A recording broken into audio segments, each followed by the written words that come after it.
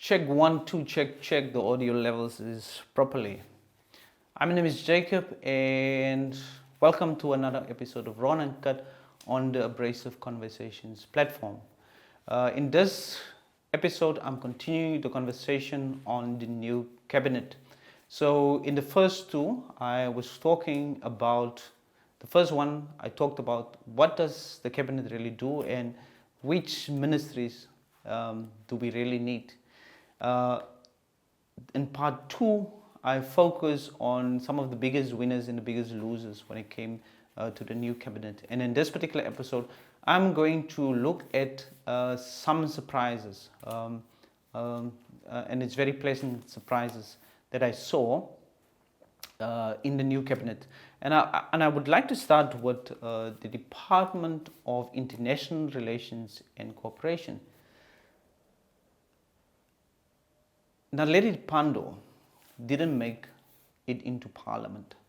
So it made it very difficult for the president to appoint her as the Minister of International Relations and Cooperation when you have limited seats to your disposal, especially for the ANC.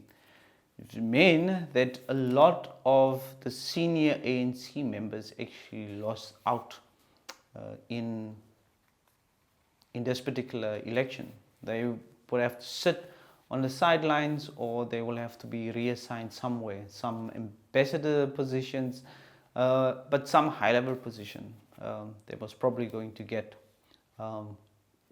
They say it's cold outside the ANC. These members are not outside the ANC, so somewhere the ANC will look after them. So the new Minister of the Department of International Relations and Cooperation is Ronald Lamola. Now, he was the previous Minister of Justice.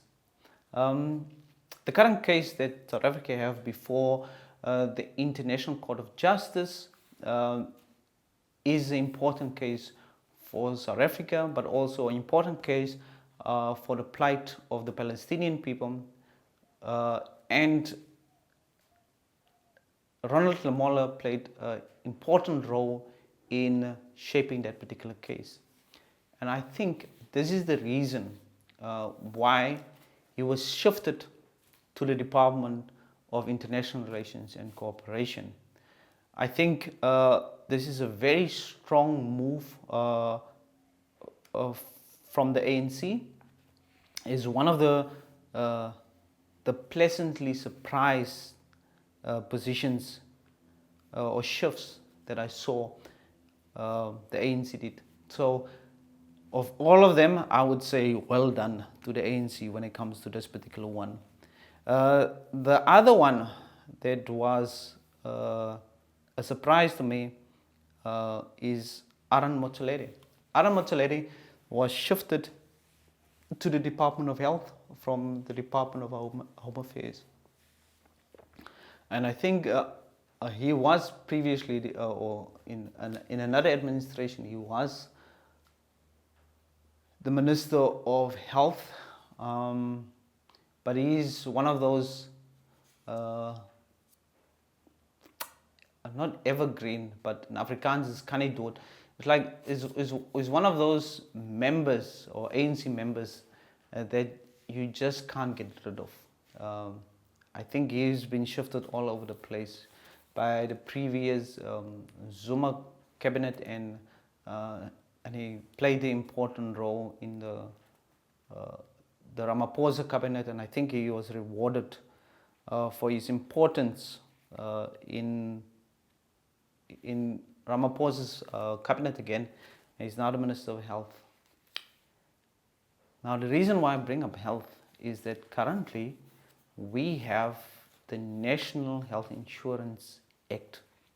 For me, that's a very important act because I work for an institution, and I've worked for that institution for several years now. But because I'm on contract, I do not have the funds to have health insurance. So a Universal Health Insurance Act is going to help me to finally care for my family when it comes to health insurance. Now, I was not impressed by Aaron Motsoaledi's tenure as Minister at Home Affairs because he's still in shambles. It's still the same. He left it the same way he got. So if we have a Department of Health where we have a new act that we have to roll out in a couple of months, I do not think that Aaron Motsoaledi has the political will or even the stamina to pull something off like this. I think this is just another paycheck move. So I'm disappointed. I think there is other people that you can put into this, especially with the National Health Insurance Act that has to be implemented. So I am disappointed. And the other two that is on my list also is cabinet surprises, also disappoint me. And one of those disappointments is Blade Nzimande. I was really hoping that Blade doesn't make it because I know that he was the Minister of Higher Education. He's now appointed as the Minister of Science, Technology and Innovation. I don't think he meant a lot for the Department of Higher Education. I think institutions was weakened under his specific leadership.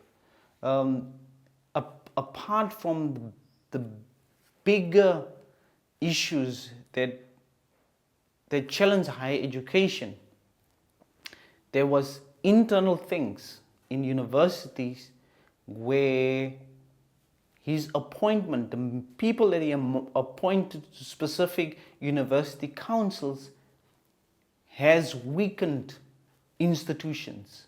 I won't name those institutions because I know people in higher education would know these institutions, but it's his appointment to those institutions that have weakened institutions. And what happened was that the political class that was appointed by the Department of Higher Education took control of universities and started making decisions that administration was supposed to do.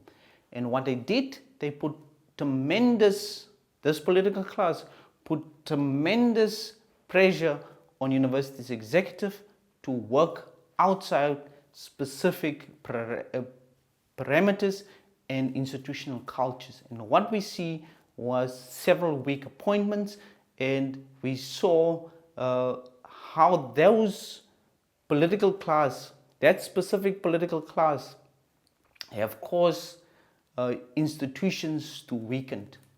And some universities now slowly but surely is taking control of the institution again, but there's still other universities that is trying to fight the specific political class. So the positive thing is that Blade is gone. It's not in higher education anymore. So I would say good riddance. It was necessary to get rid of Blade Nzimande out of higher education. The damage that his lack of leadership have caused institutions and his political appointees have ruined a lot of institutions. Institutions that academics have been building for the past 30 years. With these political appointments, they have just ruined these universities, because in these universities there is tenders and specific appointments. I'm not impressed by his work. And then he left the legacy of FeesMustFall and NSFAS. These are the things that he leaves unresolved as a department, as the previous Minister of Higher Education. So they shift him to a Department of Science, Technology and Innovation. And what Blade knows about these things, I don't know. I was not impressed, because these things is universities dealing with science, technology and innovation. Science, technology and innovation is even funding parts of the university.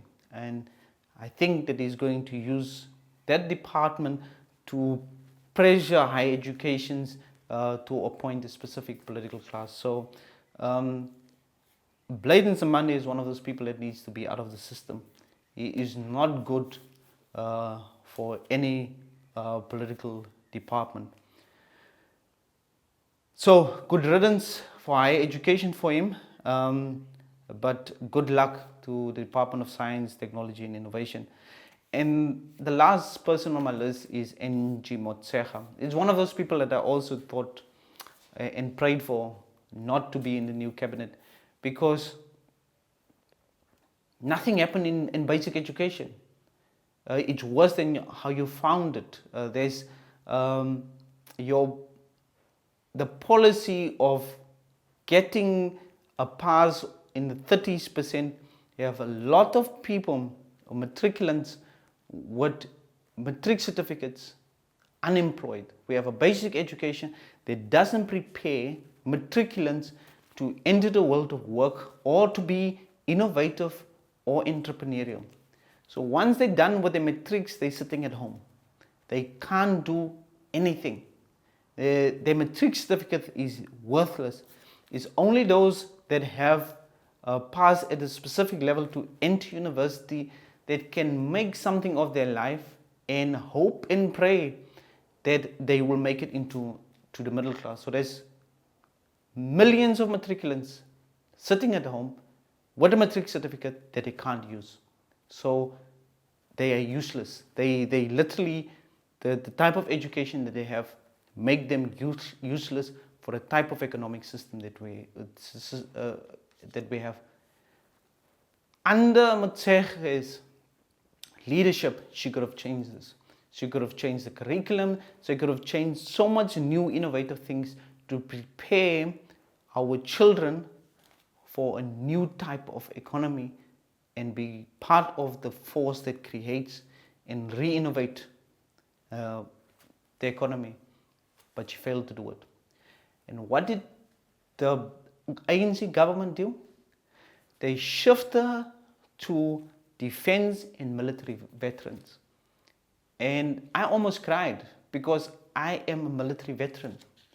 And military veterans need so much more. After they're done with their service, many of them would blow through their pension and they either have to find jobs in security or they would die poor. Many of them doesn't have housing. Many of them doesn't have the type of benefits or the life that the army gave them. But they serve their country. As we currently know, is that South Africa is part of peacekeeping forces across the continent. So after they're done there and they go into retirement, they are not prepared to be a civilian. And there's no type of support that military veterans are getting. Now this brings me to the defense part. We have a weak defense system. We are underprepared to be even on the continent. Now, a minister that comes from basic education, that meant nothing for basic education for her 10 years as the minister, you bring that person to such an important position as the Minister of Defense. And then you expect that me as a military veteran are supposed to have confidence in this specific person. I saw that they appointed Bantu Holomisa as her deputy. But even me, I don't have confidence in Bantu Holomisa, even though he was a general, even though he has military training. I do not have confidence in him because he was previously part of the Progressive Caucus and then he changed to be in the Government of National Unity. And then he got this particular position. So both Angie and Bantu Holomisa, I don't trust with the Department of Defense and military veterans. I think we need someone that will be able to deal with that specific position. And we have to rethink our military and defense strategy in South Africa. We are not prepared. We are not prepared to protect South Africa, and we are not prepared to be part of conflicts on the continent. It's one of the areas that we really have to give attention to, and Angie Motshekga is not the best person to lead such an important department. But this The reason why they can appoint it there is because the ANC government doesn't have respect for the military and South Africa's defense capabilities.